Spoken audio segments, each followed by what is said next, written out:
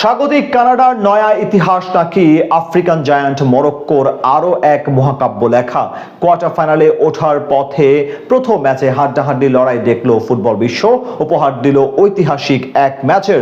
শক্তিমত্তায় Morocco এগিয়ে থাকলেও তাদের বিন্দু মাত্র ছাড় দেয়নি কানাডা। ম্যাচের শুরু থেকেই বলের দখল নিজেদের কাছে রাখার চেষ্টা করে মরক্কো। সেই কাজে অবশ্য সফল হয় আফ্রিকার এই দেশটি। তবে বল পায়ে আধিপত্য দেখালেও কোনো বড় সুযোগ তৈরি করতে পারেনি মরক্কো। বরং শুরু থেকেই দ্রুতগতির কাউন্টার অ্যাটাক, কর্নার এবং লং বলের মাধ্যমে মরক্কোর রক্ষণভাগকে একাধিকবার চাপে ফেলে কানাডা। পঞ্চম মিনিটেই প্রথম বড় সুযোগ তৈরি করে আয়োজক দেশটি। রিচি লারিয়ার দারুণ দৌড়ে কর্নার আদায়ের পর স্টিফেন ইউস্তাকিওর নেওয়া কর্নার থেকে গোলরক্ষক ইয়াসিন বুনো বল পাঁচ করে দূরে সরিয়ে দেন। এরপর জোনাথন ডেভিডের নেওয়া শটও বুনো প্রতিহত করেন। একাদশ মিনিটে আরো বড় সুযোগ পায় কানাডা। তানি অলুওয়াইসেই বল পেয়ে দ্রুত ঘুরে নিচু শট নিলে মরক্কোর গোলরক্ষক ইয়াসিন বুনো নিশ্চিত গোল বাঁচিয়ে দেন। প্রথম 20 মিনিটে কানাডার 3টি শটের মধ্যে 2টি ছিল লক্ষ্যে। আর মরক্কো একবারও কানাডার বক্সে প্রবেশ করতে পারেনি। এমনকি ম্যাচের প্রথম 25 মিনিটে মরক্কো একটি শটও নিতে পারেনি। এরই মাঝে 22 মিনিটে বড় ধাক্কা খায় মরক্কো। দলের অন্যতম গুরুত্বপূর্ণ খেলোয়াড় ইলিয়াস সাইবারি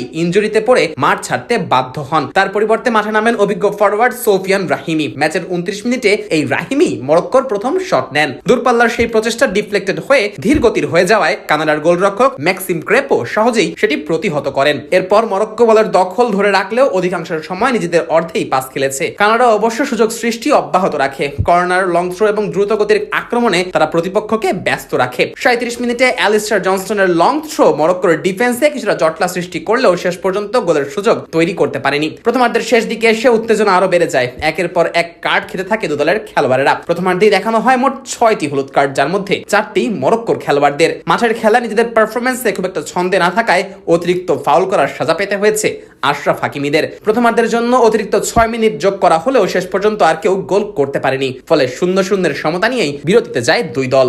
দ্বিতীয়ার্ধের শুরুতেই ম্যাচের মোড় ঘুরিয়ে দেয় মরক্কো। ম্যাচের 50 মিনিটে গোলের দেখা পায় গত আসরের সেমিফাইনালিস্টরা। গোলের শুরুটা হয় আশরাফ হাকিমির ফ্রি কিক থেকে। বক্সের সামনে নেওয়া ফ্রি কিক থেকে হাকিমি পাস দেন সোফিয়ান রাহিমিকে। রাহিমির কাছ থেকে সুযোগ পেয়ে নিচু শটে বল জালে জড়ান আজেদিন ওনাহি। ফলে 1-0 ব্যবধানে এগিয়ে যায় মরক্কো। গোল হজমের পর সমতায় ফেরার মরিয়া চেষ্টা করে কানাডা। তবে কিছুতেই যেন মরক্কোর ডিফেন্স ভেদ করে গোলের সুযোগ তৈরি করতে পারছিল না আয়োজক দেশটি। উল্টো ম্যাচের 82 মিনিটে কাউন্টার অ্যাটাক থেকে গোলের দেখা পায় মরক্কো। ডান প্রান্ত দিয়ে ব্রাহিম দিয়াজ দারুণভাবে এগিয়ে গিয়ে বক্সের ভেতরে কাটব্যাক করেন।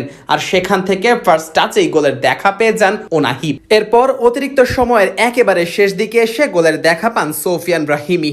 তার এই গোলেই নিশ্চিত হয় মরক্কোর জয়। সেই সাথে নিশ্চিত হয় কোয়ার্টার ফাইনালের টিকিটও।